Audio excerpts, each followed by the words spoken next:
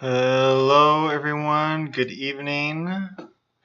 Just bringing the PowerPoint up and we will go through this. We're talking about vestibular neuritis tonight, also known as vestibular neuritis. I'm Dr. Randall Gates, board certified chiropractic neurologist, also a chiropractic physician at Gates Brain Health.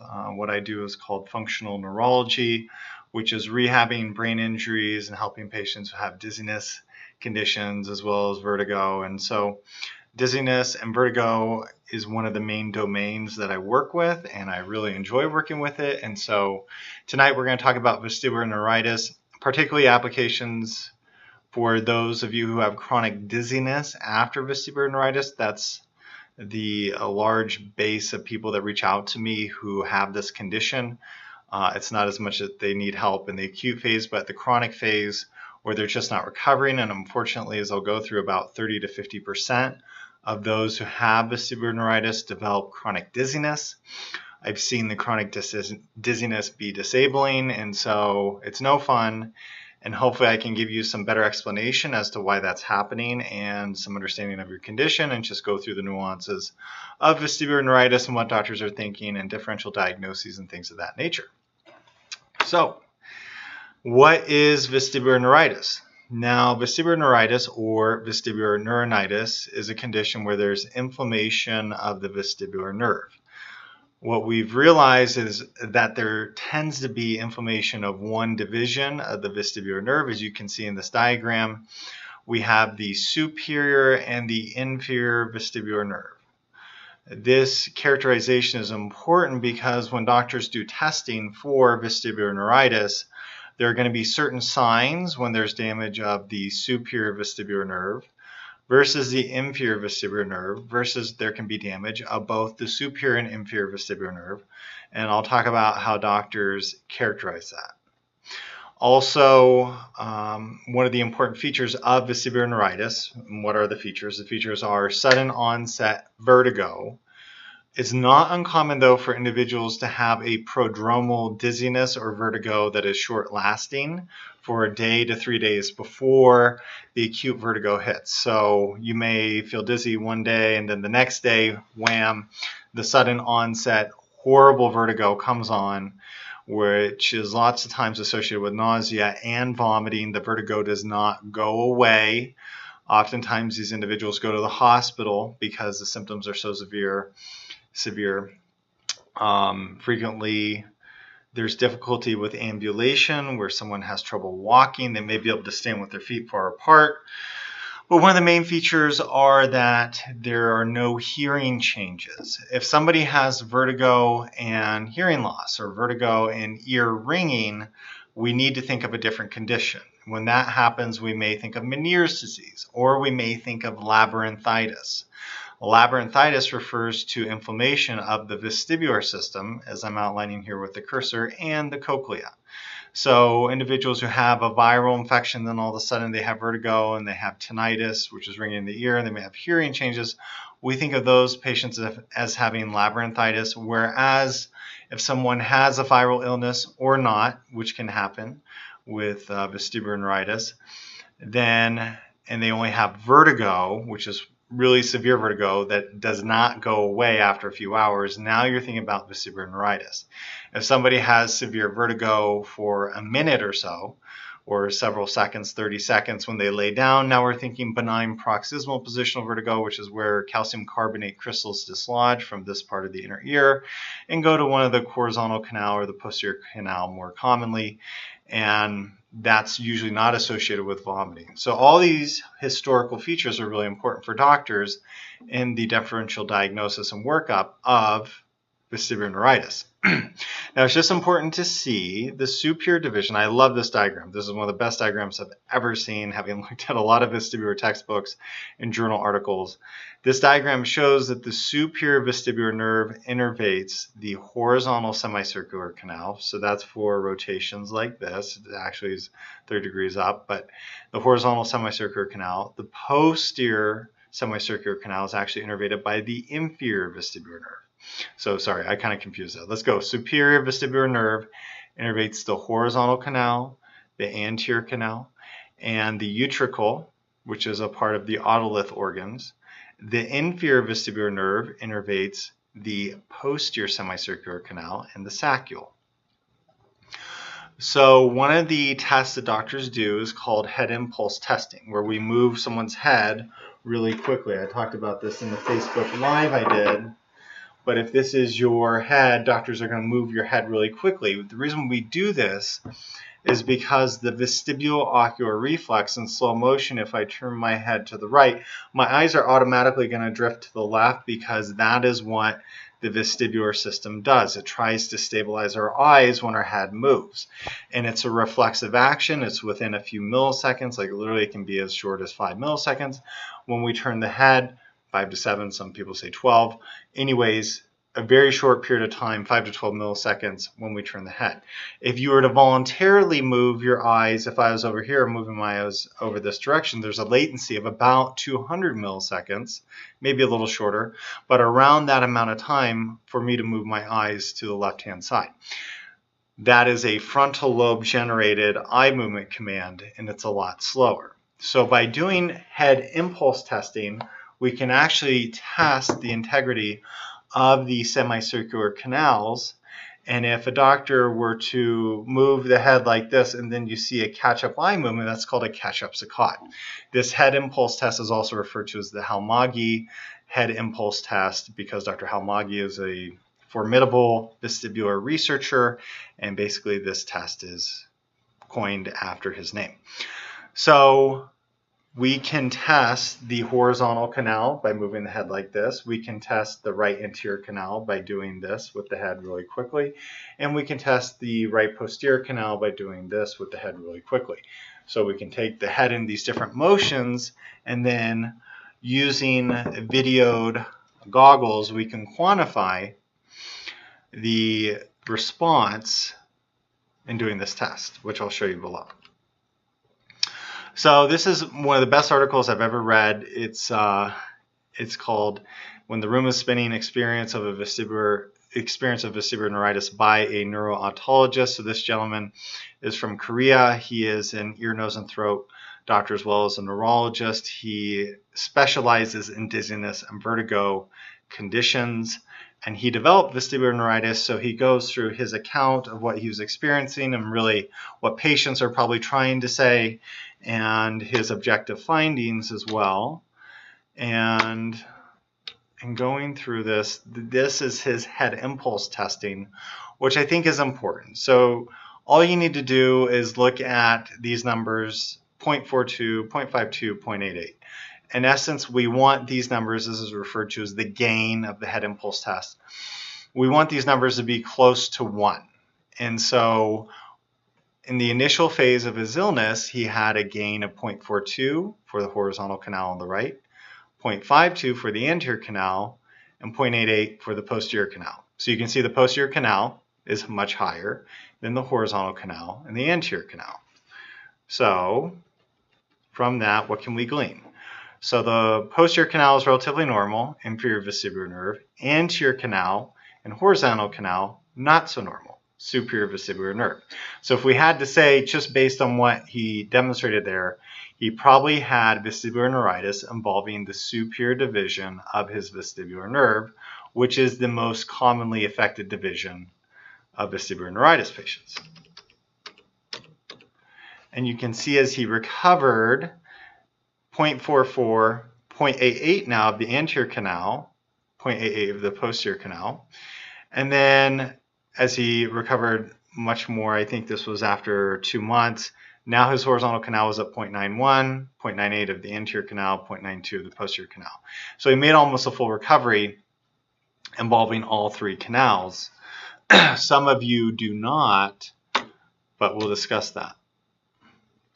So I think it's kind of cool in this diagram here, for those of you who are physicians and interested, he breaks it down very nicely. If you have involvement of the inferior vestibular nerve, basically the posterior canal head impulse test is going to be impaired, whereas the anterior and horizontal will be normal. If you see impairments of all 3 canals and you're thinking all aspects, superior and inferior division of the vestibular nerve are affected. Now, the head impulse test is really important because it's one of the differentiating factors of vestibular neuritis versus something like a stroke. So I mentioned Meniere's disease, I mentioned labyrinthitis earlier in the broadcast, but you can have strokes in the brainstem, you can have strokes involving elements of the cerebellum, and they can be small strokes that will mimic vestibular neuritis, or somebody may have multiple sclerosis, I may have mentioned that, where the vestibular nerve enters into the brainstem. It's called vestibular paroxysmia. So I believe that's vestibular paroxysmia, yeah. So MS affecting that vestibular nerve root entry zone can create similar symptoms. So the head impulse test, if it's normal, then we have to say they're probably not having vestibular neuritis. They may be having a stroke. Also, if the doctor sees that the nystagmus was beating one way and then now it's beating another way, telltale sign that someone has had a stroke. Other features to be aware of are that the eyes will become misaligned. It's called an ocular tilt reaction. And so if I were to tilt my head to the right, my eyes are going to basically do this. And so if I have damage to this vestibular system, you may see an effect of my eyes actually rolling this way, and that's called an ocular tilt reaction. So that is a nice description of vestibular neuritis. This is one of my favorite articles because they talk about how way back when they saw clusters of vestibular neuritis, and it was tied to different viruses. 1888 in Geneva, Switzerland was one of the first descriptions, and the famous vestibular researchers Dixon Hallpike described vestibular neuritis in 1952. But nonetheless, what causes vestibular neuritis? The current thinking is that it's a herpes simplex 1, herpes simplex virus 1, HSV1 reactivation within the vestibular ganglia. That's the current thinking, but it can be associated with viral illnesses like the flu. Sometimes not, though. It's thought that there's some sort of inflammatory mechanism affecting the vestibular nerve, and it may be autoimmune in origin. That's what this journal article was talking about. But vestibular neuritis, though, well, research doesn't receive a lot of attention that I see in the literature. So this is a theoretical mechanism. Here they're showing inflammation in different parts of the brainstem mimicking vestibular neuritis, if I remember correctly. So the chronic form of vestibular neuritis, which is what most of you are interested in, and as many of you have experienced, when you have vestibular neuritis, you probably go to the emergency room. They probably do an MRI to rule out a stroke. Keep in mind, 12 to 20% of small strokes in the cerebellum will be missed by that initial MRI, which is where the head impulse testing is super important, as well as looking for subjective visual vertical changes and alternating nystagmus. Nonetheless, if you've had an MRI and stroke was ruled out and you're deemed to have this, some patients are going to be prescribed antivirals as well as prednisone. Some doctors are now saying the current literature does not support that, but I still see in clinical practice that being done. Individuals may be given antiemetics or drugs that help them with nausea in the acute phase, but in the chronic phase, it's typically recommended that patients are not given vestibular suppressants because they need to adapt to the condition. So if you're suppressing your vestibular system, you may not quote unquote compensate as well. And so patients are discharged to physical therapy pretty rapidly. Activities such as turning the head while walking are employed, trying to get that person to recover. But as I mentioned before, 30 to 50% of you do not recover, and I get a lot of questions about this, so that's why I want to talk about it tonight. What we have to understand is that a fair number of you will have dynamic vestibular issues after vestibular neuritis. So meaning we can do a test where we inject cold and warm air into your ears, and your vestibular system may actually appear fairly recovered, and you may not have nystagmus when you're in the dark, because if you can look at something, you can control your eyes. What is nystagmus? That's a slow drift and then a quick phase, slow drift, quick phase. That's what happens in the acute phase of vestibular neuritis.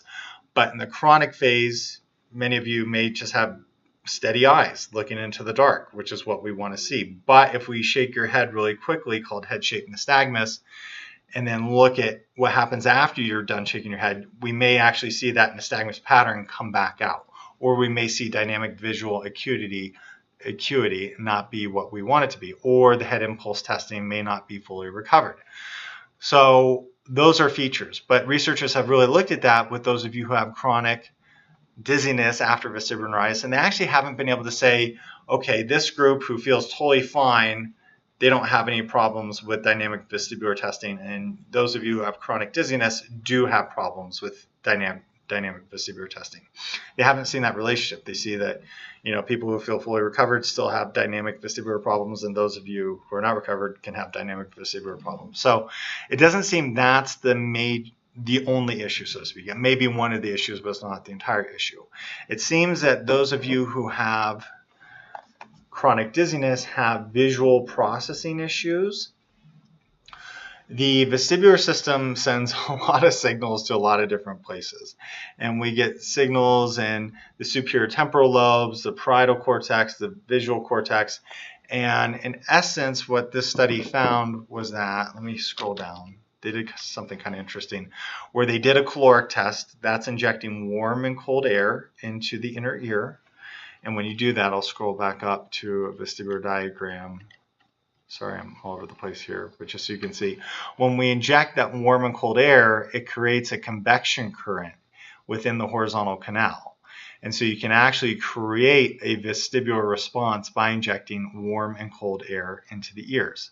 And when I told some close friends about this many years ago when I was first getting into this, they're like, no way, that can't be real. And it is real. It's part of the standard ENT audiology workup of these conditions. So in this article that I'm mentioning, basically at a neuroimaging clinics, neuroimage clinical to be exact, they injected warm and cold air into the ear of vestibular neuritis patients, actually on the good side primarily, and then they did an optokinetic exercise where they were in essence getting the visual world to either move with what's happening in the vestibular system or against it. Needless to say, what they found is that there's a visual dominance for a lot of you who have chronic dizziness after vestibular neuritis. And so they saw it was in the congruent phase, so to speak, when they were injecting the air into the ear, creating a vestibular response, and the optokinetic response was what you would expect it to be. They saw that the occipital lobe, your visual processing area, lit up abnormally. That's what this diagram is depicting, versus healthy controls.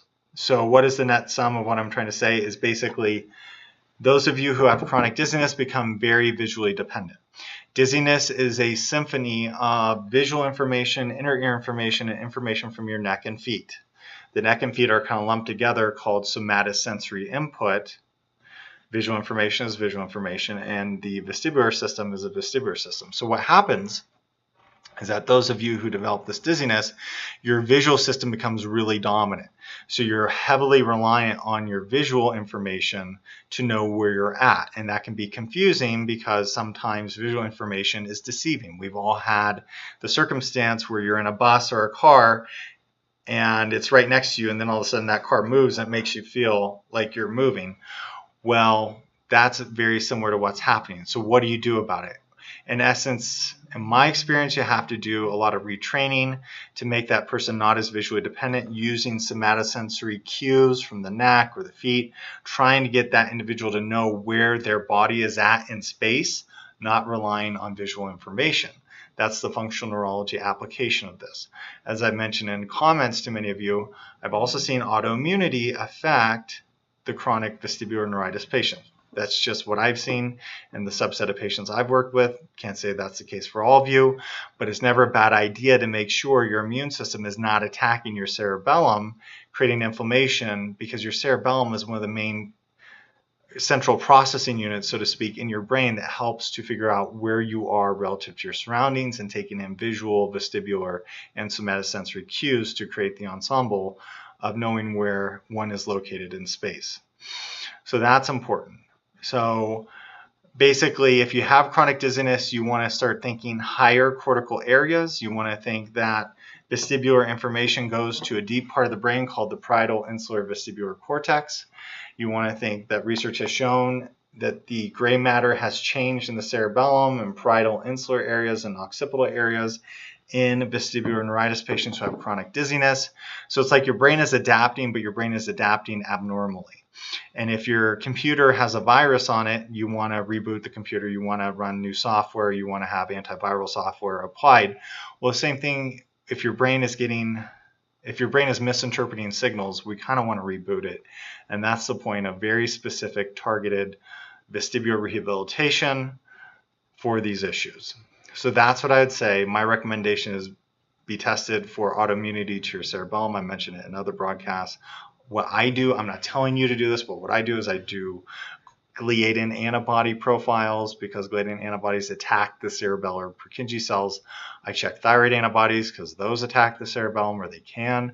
GAD antibodies, glutamic acid decarboxylase antibodies as they're termed. I check those and a few other antibodies depending on the case. For example, sometimes the body's fighting a cancer and that can lead to antibodies attacking the cerebellum. I'm not saying that to concern any of you. Again, I'm not recommending any of you do this because I haven't treated you, but these are the tests I do.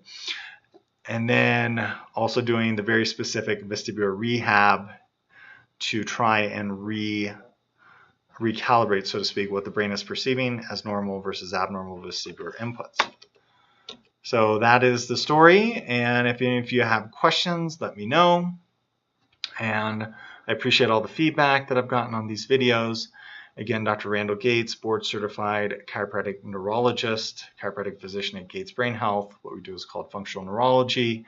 And like our channel, follow us on Facebook, Instagram, all those things you're supposed to say, and send me your feedback. Okay, cool. Thank you, everyone.